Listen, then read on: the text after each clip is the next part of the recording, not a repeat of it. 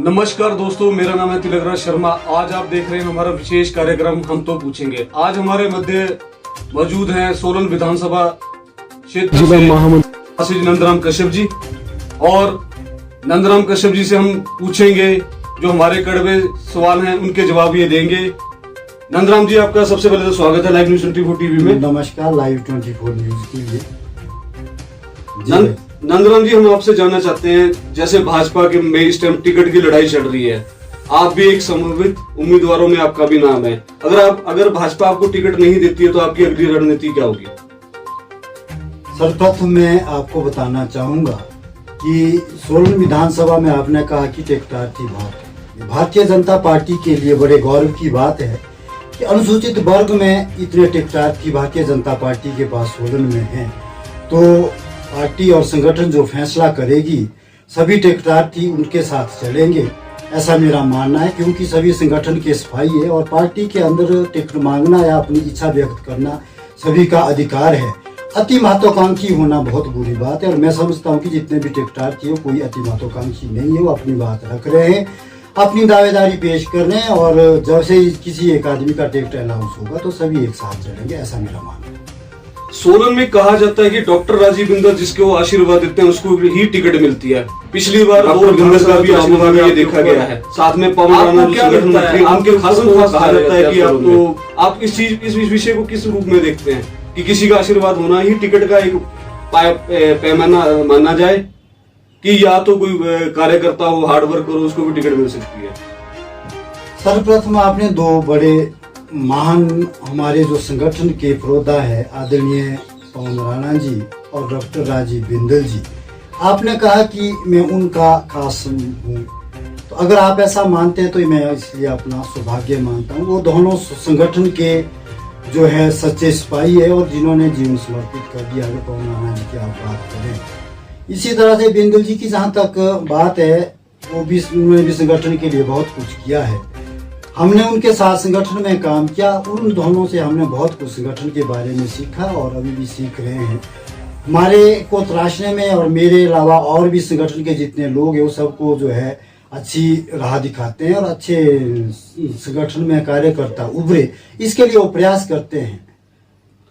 जिला भाजपा अध्यक्ष आशुतोष वैद्य की बात करें तो उनको एक कमजोर अध्यक्ष के रूप में देखा जा रहा है, क्योंकि जब से वो भाजपा के जिला अध्यक्ष बने तो भाजपा में सोलन जिला में बहुत गुटबाजी बढ़ी है। इसको लेकर आप भी महासचिव हैं जिले के, आप भी इस बारे में क्या कहेंगे? क्या कारण रहा कि आशुतोष वैद्य को क्यों एक कमजोर अध्यक्ष कहा जा रहा है जिले का? ये या तो कांग्रेस का फैलाया हुआ भ्रम हो सकता है या किसी की अपनी बुद्धि की एक ऐसी कल्पना हो सकती है कि आशुतोष जी कमजोर है। भारतीय जनता पार्टी कार्यकर्ताओं की पार्टी है और इसके पीछे जब संगठन जुड़ जाता है तो यहाँ कोई कमजोर नहीं होता है। जहाँ तक आशुतोष वैद्य जी का सवाल है, वो स्ट्रॉन्ग जिला अध्यक्ष के रूप में जो है हमारे मध्य है। कोरोना काल में जितना काम पूरे जिले के अंदर उनकी रहनुमाई में हुआ है, सभी मंडल अध्यक्ष और मंडल की टीमें पूरी तरह से लगी, जिला की टीम संगठित होकर काम किया। तो मैं समझता हूँ कि आशुतोष जी कहीं कमजोर अध्यक्ष नहीं है और वो भविष्य का एक भारतीय जनता पार्टी का एसेट है और एक बहुत अच्छे नेता के रूप में उभरने वाले हैं, जो इतनी छोटी उम्र में और आपदा के समय में इतना काम कर सकते हैं और सभी को साथ लेने की जिनकी क्षमता है। तो जब आने वाले टाइम में वो प्रदेश स्तरीय लीडर होंगे तो मैं समझता हूं कि भारतीय जनता पार्टी को जहां उनका लाभ मिलेगा तो उनका व्यक्तित्व भी तब तक बहुत निखर चुका होगा। तो मैं आपकी इस बात से बिल्कुल सहमत नहीं। अगर आपको भारतीय जनता पार्टी टिकट नहीं देती है तो आपकी अगली रणनीति क्या होगी? क्या आप किसी और दल से इलेक्शन लड़ेंगे? क्या आप भारतीय जनता पार्टी में रहेंगे? मैं भारतीय जनता पार्टी का सच्चा सिपाही हूँ और आपने कहा कि मैं जिले का महामंत्री भी हूँ और जैसे कि आपने बताया और मैं हूँ।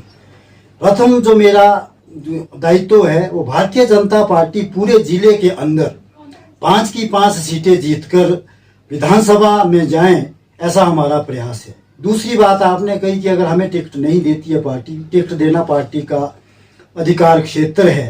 हमारा दायित्व केवल और केवल पार्टी को मजबूत करना और सोलन से कमल खिलाना है।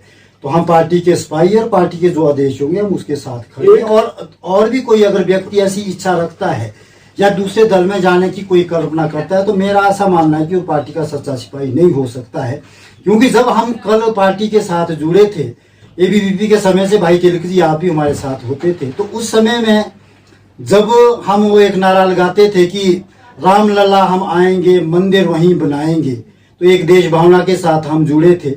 दूसरा हम नारा लगाते थे कि कश्मीर के बारे में कि जो कश्मीर हमारा जो कश्मीर हाँ जो कश्मीर हमारा है वो सारे का सारा है, जहाँ शहीद हुए मुखर्जी जी वो कश्मीर हमारा है। आपसे अंतिम और महत्वपूर्ण प्रश्न जी, भारतीय जनता पार्टी में कहा जाता है कि सत्ता और संगठन में भागीदारी एक को मिलेगी, जो सत्ता में है वो संगठन में काम नहीं करेगा। इसका उदाहरण जेपी नड्डा जी ने खुद दिया है। वो स्वास्थ्य मंत्री थे, जब उनको अध्यक्ष बनाया गया तो उनको स्वास्थ्य मंत्री का पद उन्होंने छोड़ दिया। पर भारतीय जनता पार्टी में ट्रेंड ये है, जैसे आप महामंत्री भी हैं, आपको कुछ निगम बोर्ड का डायरेक्टर भी शायद बनाया होगा पार्टी में, 2-3 जिम्मेवारियां आपके पास हैं, पर आम कार्यकर्ता ये बोलता है कि आप पद तो ले लेते हैं, साथ में संगठन में भी काम करते हैं, 2-2 जगह आप काम करते हैं, आम कार्यकर्ताओं को कुछ नहीं मिलता।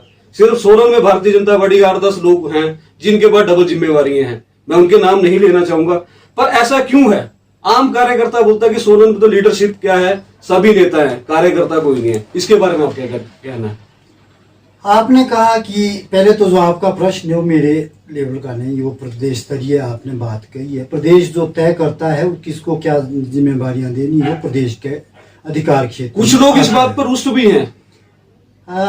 मेरा ऐसा मानना है कि जो लोग रुष्ट है वो कहीं ना कहीं उन्हें वो ये बोलते हैं कि जिसकी चल रही है, जो सीएम का आदमी वो ले आता है जाके, कोई अपनी सिफारिशें करके डबल वो कर लेता है, कोई संगठन में महामंत्री है तो साथ में प्रदेश में सत्ता में भी भागीदार है, किसी बोर्ड का डायरेक्टर है, किसी उसका कहते हैं उपाध्यक्ष बना है, चेयरमैन बना है।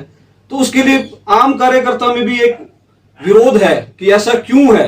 जब ऊपर से सेंट्रल लेवल से केंद्रीय नेतृत्व आपका ये मना करता है कि ऐसा नहीं करना है, तो फिर प्रदेश स्तर पे ऐसा क्यों होता है जिसे कार्यकर्ता आपका आहत होता है?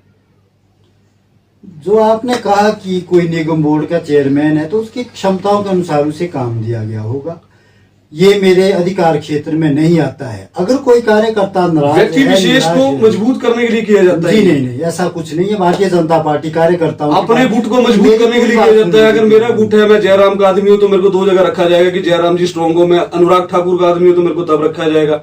डॉक्टर बिंदल का आदमी हूं तो मुझे साइड किया जाएगा।